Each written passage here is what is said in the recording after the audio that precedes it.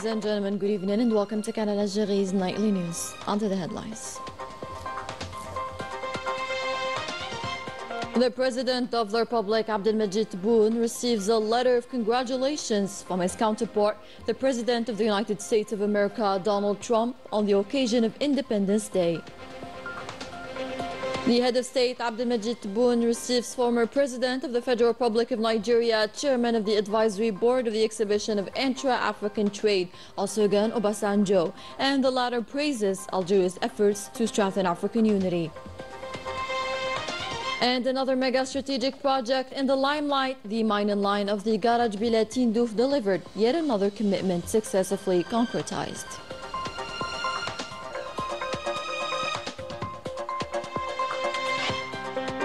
In France, the far-right media engage in distracting the French public opinion with flimsy issues to cover up internal crisis.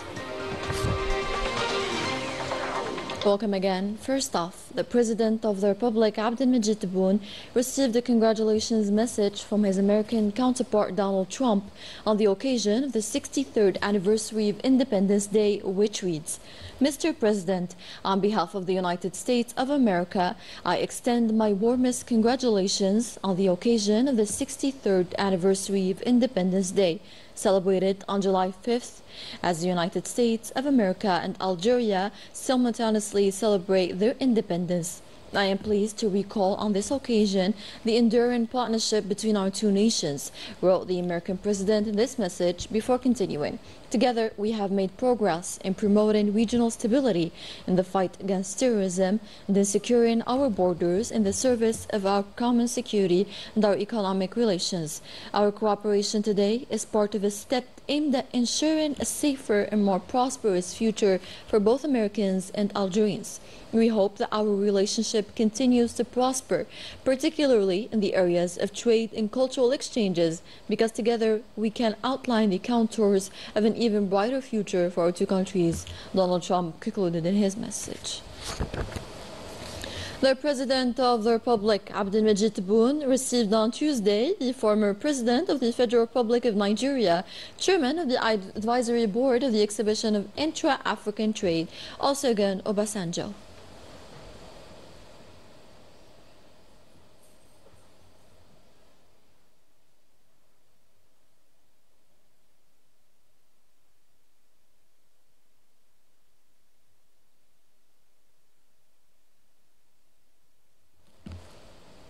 Let's hear what he had to say after the reception. I had the opportunity for the first time to meet the president. Of course, I used the opportunity also to congratulate him.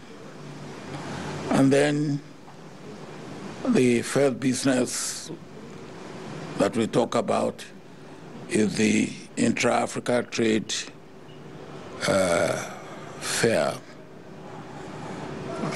which comes between the 4th and the 10th of September. The preparation and all the essential things that should be in place. And from what I have heard from the president, we are quite satisfied that things are going very well. We have no cause to doubt that there will be a good. And I thank the President for giving us as much time as he has given us, for giving us the assurance that he has given us. And we are all looking forward to a successful Intra-African Trade Fair from 4th of September to the 10th of September. Thank you. Based on the provisions of Articles 91, Paragraph 1 and Articles 186 and 88 of the Constitution, the President of the Republic, Abdelmajid Tebboune, appointed on Tuesday Leila Aslawi as President of the Constitutional Court.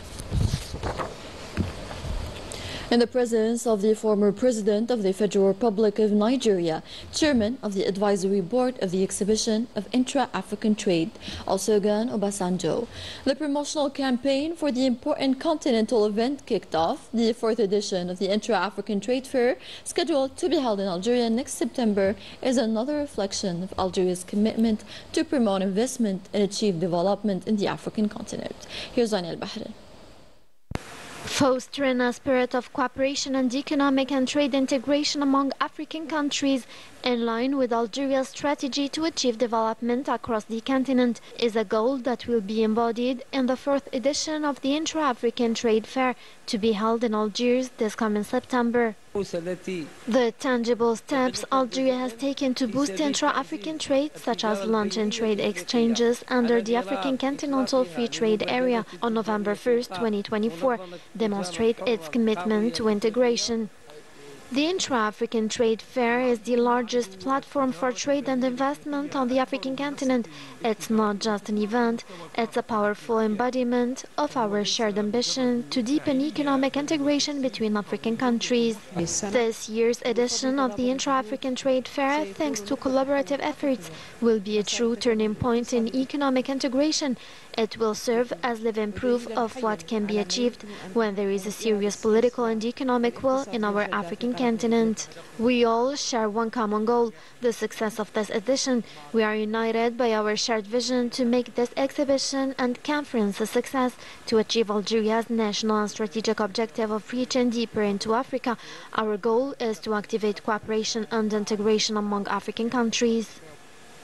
Algeria is hosting the fourth edition of the trade fair as part of its ongoing commitment to strengthen intra-African trade through the African Continental Free Trade Area framework. Algeria is a member of the African Continental Free Trade Area. That's why we are preparing everything in various sectors: pharmaceutical, agri-food industries, gas industries, and all industrial and economic domains.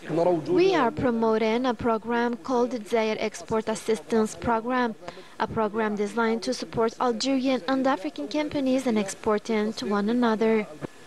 Algeria, the continent country, is today firmly committed to ensure an attractive economic environment that stimulates both national and foreign investments.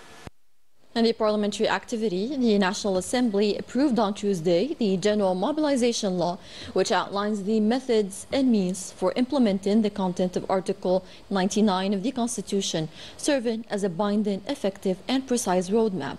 The approved General Mobilization Law organizes and coordinates national efforts to defend national security, sovereignty and its resources in cases of imminent danger such as war or major disasters.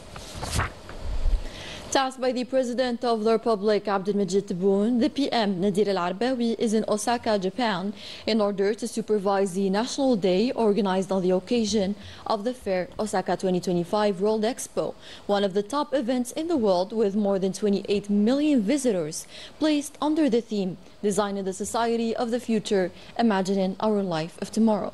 The premiere is accompanied by the Minister of Culture, Zuhair Balalu, and the Minister of Tourism and Handicrafts, Houria Middah. The Algerian participation in this demonstration will shed light on Algeria's civilizational and cultural depth, as well as its economic assets and the investment opportunities it offers through the pavilion Anwar al-Jazair. Tasked by the President of the Republic, Abdelmajid Tebboune, the Minister of State of Foreign Affairs, the National Community Abroad and African Affairs, Ahmed Attaf, arrived Tuesday morning in Kuala Lumpur in the framework of an official mission to Malaysia, a friendly country. Attaf will take part in the signing ceremony of Algiers' accession to the Treaty of Amity and Cooperation in Southeast Asia in the framework of the 58th session of the Council of Ministers of Foreign Affairs of the Association of Southeast Asian Nations. On the eve of his participation in the signing ceremony of Algiers' accession to the Treaty of Amity and Cooperation in Southeast Asia, the Minister of State, Minister of Foreign Affairs, Ahmed Attaf, held bilateral talks on Tuesday in Kuala Lumpur with the Secretary General of the Association of Southeast Asian Countries, Kao Kim Hoon. This meeting was devoted to examining prospects for strengthening the partnership between Algeria and ASEAN, following Algiers' accession to the founding treaty unity of this regional organization in light of the common values shared by Algeria and ASEAN, as well as the distinguished bilateral relations Algeria maintains with the association's member states. Also in Kuala Lumpur, Ahmed Attaf held a working session with the Malaysian Foreign Minister Mohammed Hussam Samah to review the various aspects and dimensions of the partnership and cooperation relations between Algeria and Malaysia, and to discuss prospects for advancing them to broader levels in line with the tremendous potential of the two countries, particularly in the economic field. In this regard, the two ministers agreed on beginning preparations for the next session for the Joint Governmental Committee by identifying priority areas of cooperation and completing the ongoing negotiations on a number of draft bilateral agreements. The 135-kilometer Tindouf-Garaj bilateral section has been completed, advancing the 575 kilometers mining line set to boost development in southwest Algeria. On a full completion is expected by the year end. Najah Tayyar with the details. A key milestone has been reached in the mining railway project, with 135 kilometers of track now completed between Tindouf and Garaj Bilet. This project has created numerous job opportunities for the young people in the region. Congratulations to the province of Tindouf, which has today received 135-kilometer railway line connecting Tindouf to Garaj Bilet. Efforts are continuing to complete the remaining section Omlas El Tindouf, Omlas El Hassikbi and Hamagir before the end of the year. I congratulate the people of Tindouf who had been eagerly waiting the realization of this project. Today, Tindouf Garaj Bilet section is fully ready. The 135-kilometer section that has been delivered falls within a larger 575-kilometer stretch currently under construction by the Algerian and Chinese companies. The full railway line is scheduled for completion before the end of the year, marking a major achievement in the strategic partnership. The section of the railway line between Tindouf and Garaj Bilet, spanning 135 kilometers, has now been finalized. We have successfully completed this part of the project in collaboration with our partners and the Algerian public authorities.